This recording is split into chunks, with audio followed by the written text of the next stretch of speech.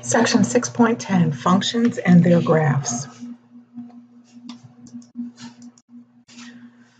Function and relation. A relation is any set of ordered pairs. A function is a special type of relation where each value of the independent variable corresponds to a unique value of the dependent variable.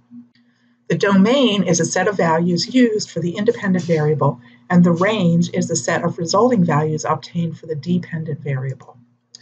And here's a pictorial, and we have a function up top here.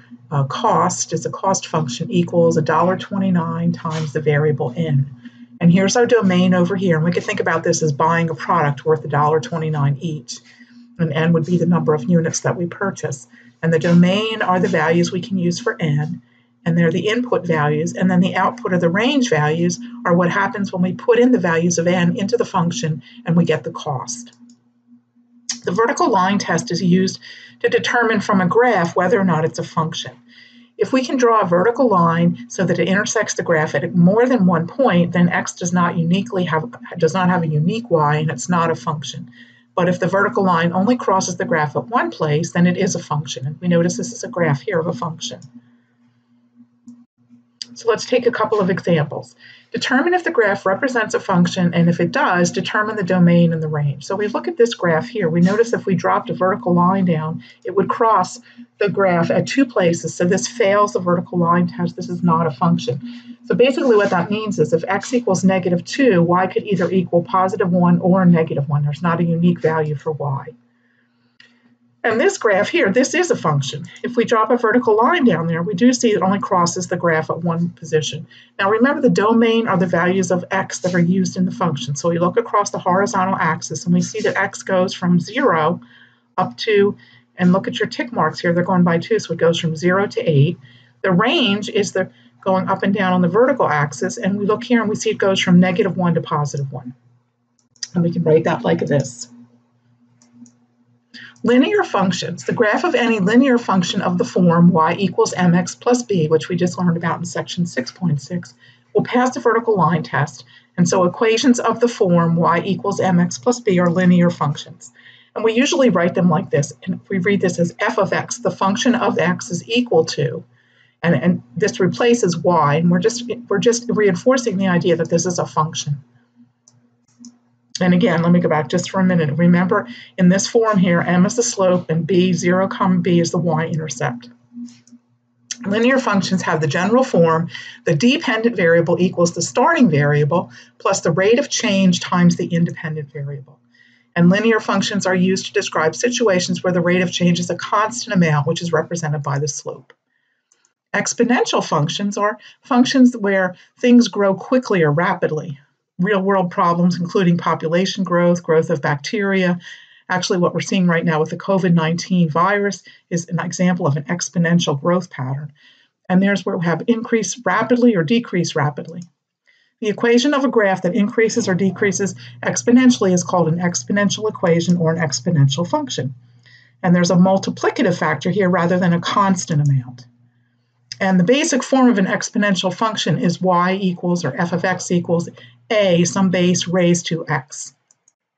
And the graph looks something like this. This is a population exponential function. And we notice it starts off slowly, and then once it takes off, it goes off very, very quickly. And again, basic form here, and we're going to insert a little bit extra in this particular equation here. We're going to have the initial amount present, and then the function p of t represents the amount present after t years, or t might be another time factor, and a and k are constants. And exponential growth, obviously, or decay, has to do with time factor. And if k is, let's just go back for a second. If k is greater than 0 and a not equal to 1, and then we have here where k is greater than 0 and a is greater than 1, it's an increasing function in exponential growth. When k is less than 0 and a is greater than 1, then it's a decreasing function in its exponential decay. Suppose the owner of a new company has the goal of gaining 500 new customers each fiscal quarter. We can represent the situation with this table. Notice for each additional quarter, we're adding 500 customers. Since this is a constant amount, this table represents a linear function. And remember, linear functions have the form, the starting value plus the rate of change times the dependent variable. And we can write the equation for this one if we let n be the number of quarters and c be the number of customers. When n is 0, we see there's no customers to start with. So our starting value is 0. And the simple equation here is the number of customers equals 500 times n, which is the number of quarters. If we had had an initial set of customers to start with, we would have put that in the beginning of the function. For the following table, compute the mass of 700 grams of a radioactive element left each day if the element loses 10 grams each day. So on the first day, we started with 700. We're going to lose 10 grams. So on day 2, we're going to down to 690. On day 3, we're down to 680. Day 4, day 5. Is this linear or exponential? This is linear because we lose the same amount each day, 10 grams. Now, what if we change the problem a little bit and we say the radioactive element loses half of its mass each day? So the first day it starts at 700, and the second day it's going to go down to 350, and it's going to be halved each time. So is this linear or exponential? This is exponential, and it's actually decay because it's decreasing. It's losing 50% each day. Not a constant amount, but a constant percentage. To evaluate any function for a given value of the variable, we substitute the given value for the variable and determine f of x. And a cost function has a general form like this. C of x is the fixed cost plus the variable cost times x, where x represents the quantity of a product produced, and c of x is the cost. These are common functions. So we're going to create a cost function here. Ivana is printing invitations for her graduation party. The printer charges $45 to set up. There's her fixed cost.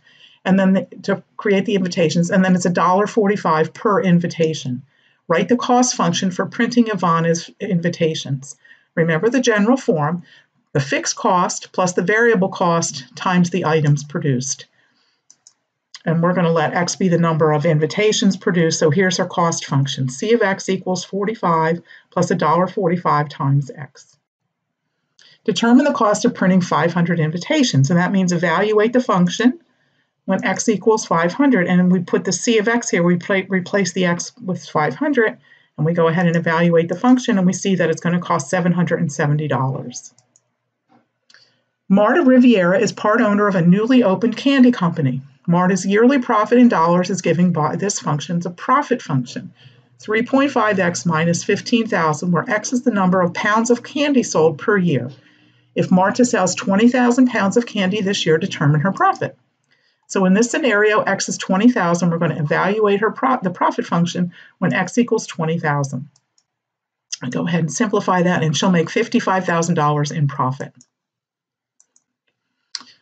If Juan hires a plumber for 4 hours, the total cost is $310. If he hired the same plumber for 8 hours, the cost is $550.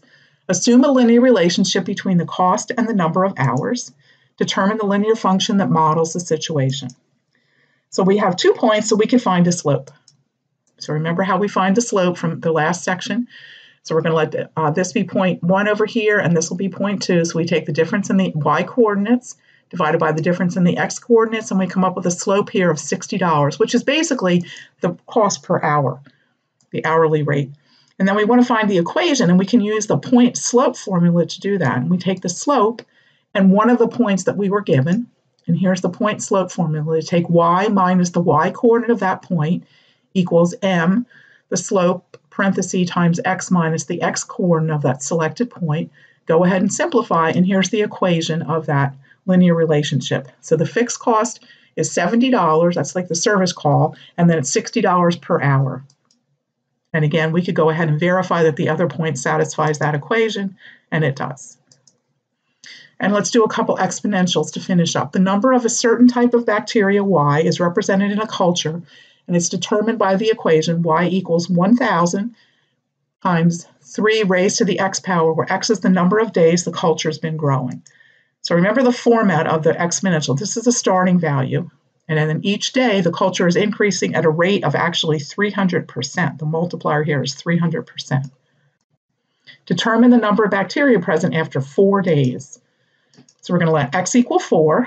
You want to do your exponent first. So 3 to the 4th power is 81, and then multiply by 1,000, and we would have 81,000 bacteria after 4 days. The population in Dwindletown has been declining for many years. The expected future population can be approximated by this function. P of x equals 10,000, the current population, times 0.97 raised to the x power, where x is the number of years in the future. So basically, each year they're retaining 97% of the people that were there the prior year.